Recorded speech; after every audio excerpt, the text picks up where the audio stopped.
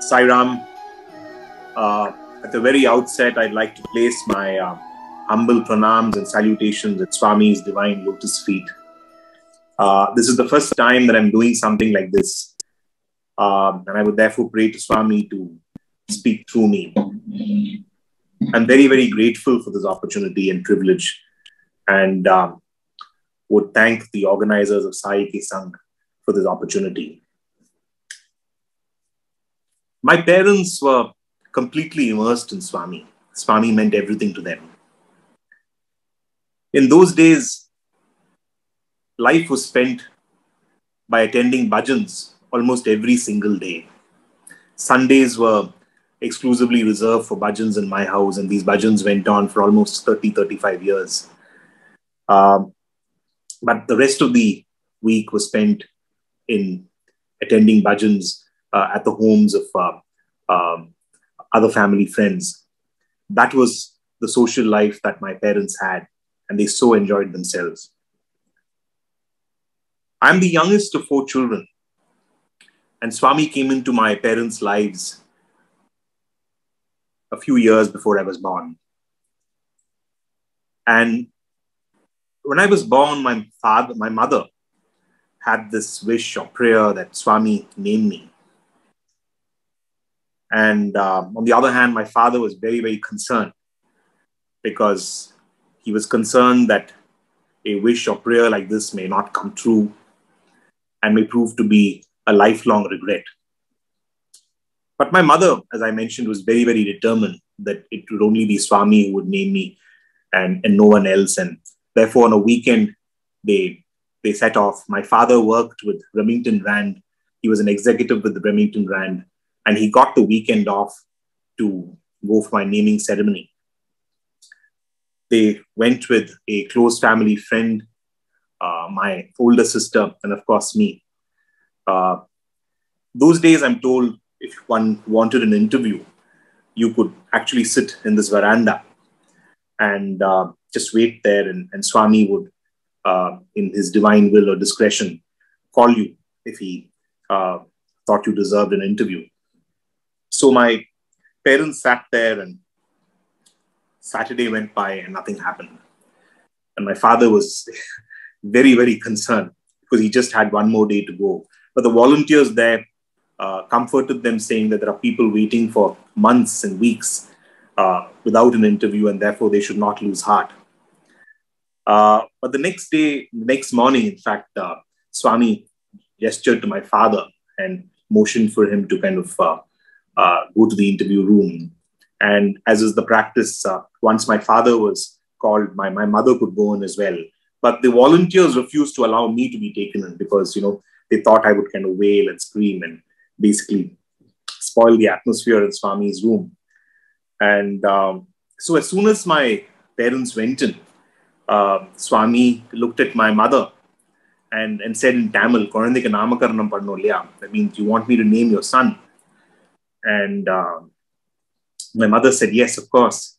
So, he apparently told her that he would name me when he fed Sai Gita later in the afternoon, and that I must be taken to him then. And he had a lot of comforting words for my father, who, back at that point of time, had a lot of issues with breathing issues because of asthma. And he told him that it was, due to his karma in his previous life and so on and so forth. And told my mother that she should not worry about anything, and that she should just go back home and do a lot of bhajan and leave the rest to him. So in the afternoon, there was a massive crowd again, and the volunteers and the people there just wouldn't understand or appreciate that or believe my mother when she said that Swami has promised to name my son. But Swami fed Sai Gita and apparently started walking towards where my mother was, and motioned for her to bring me over to him. And he's supposed to have put his thumb on my forehead and rocked back and forth. and said, Sai Krishna. I'm sorry, I get emotional when I think of this incident because just a few days before my mother passed away, she once again repeated the story to me. And I realized that no matter how many times she recounted the story to me for that incident, she would never tire. And each time she would say that with so much pride. She is no longer with us, and I lost her about 2 years ago. But the manner in which she would relate that story lingers on so much in my mind. Life was not easy for me. Swami had blessed me. And, as my mother told me, when he took his thumb off my forehead, apparently there was a bright stain of vibhuti. I did very badly as a student, right up to my 6th standard. I was everything that a student ought not to be. I was a compulsive liar. I failed. I bunked school. I did everything that an ideal student ought not to be doing. They, in fact, in frustration, thought of, putting me in a garage or something so that I could be an apprentice to a car mechanic. They even tried to get me into Swami's school, but they didn't have place for me. But something happened around the 7th or 8th standard. And I think that's when Swami really came into my life, in the sense that I had a constant yearning for him. And this yearning didn't come on account of my parents' devotion. It just came naturally. And I think I never looked back after that, academically or personally. Swami has been there at every juncture of my life. And I can tell you that I had innumerable experiences. And a session like this would not be sufficient to kind of capture all of that. But I've learned tremendously from these experiences. And I would like to kind of recount a few of them to you. My first takeaway is that we must not use Swami as a crutch.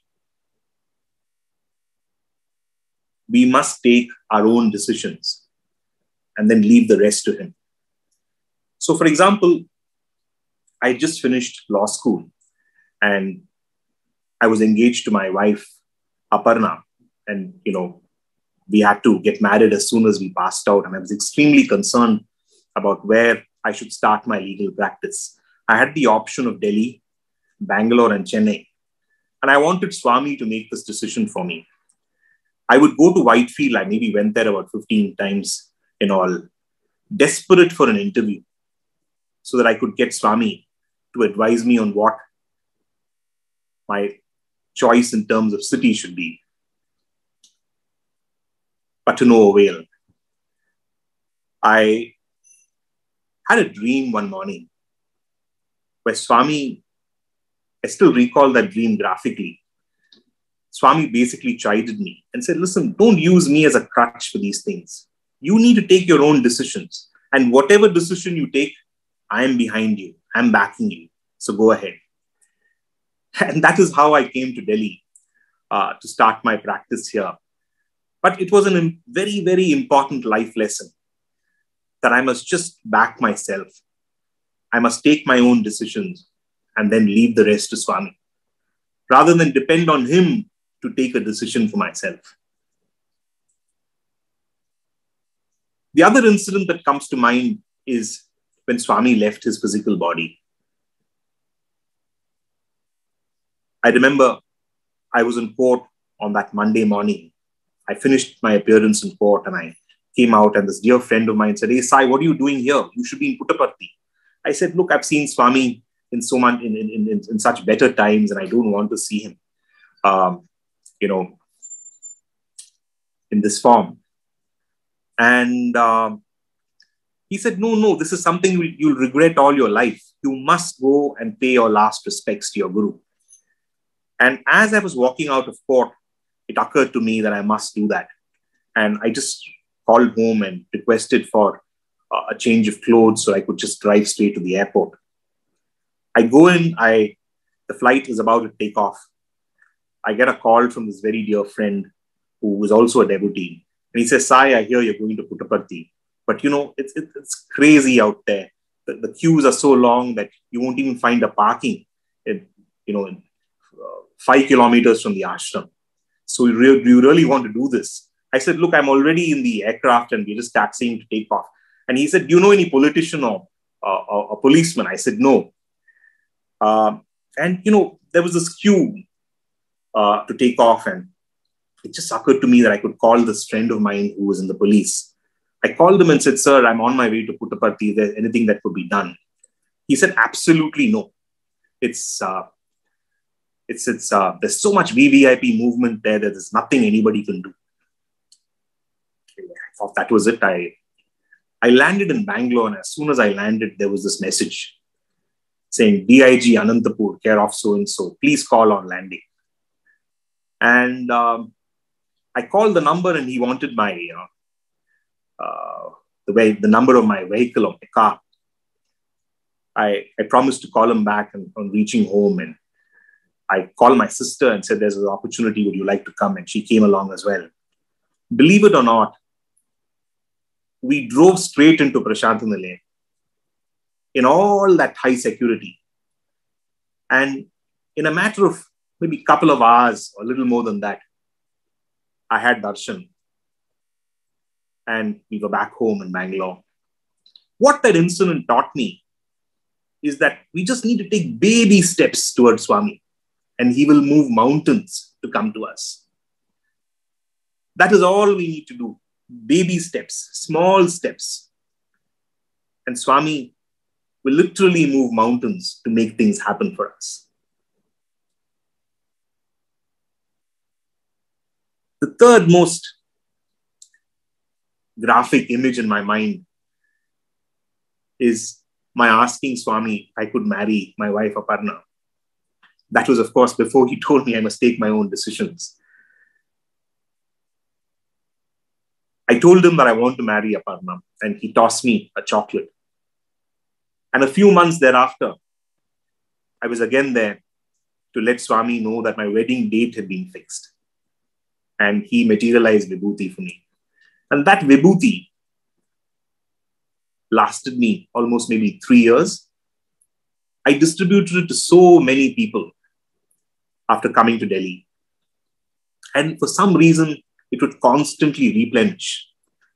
And one fine day, it just stopped replenishing, and that was it. But the love, the affection that I know Swami had poured into it is something that will abide in me for the rest of my life. I have a few takeaways as well as far as Swami is concerned. And these are my learnings from my various interactions with Sai devotees and Swami's message. 1, always be happy and enjoy this wonderful world that Swami has created for us. Nothing pleases Swami more than his children being really happy. He always said, be happy, be happy. And that's all he wanted from us.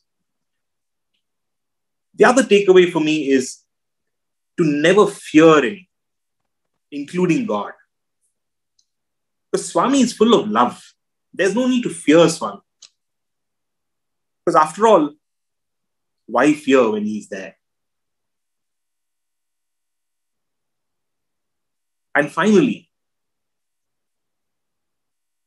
to see Swami in everyone and everything. And when you approach life that way, I figured that one can't really go wrong. Sai Ram, thank you.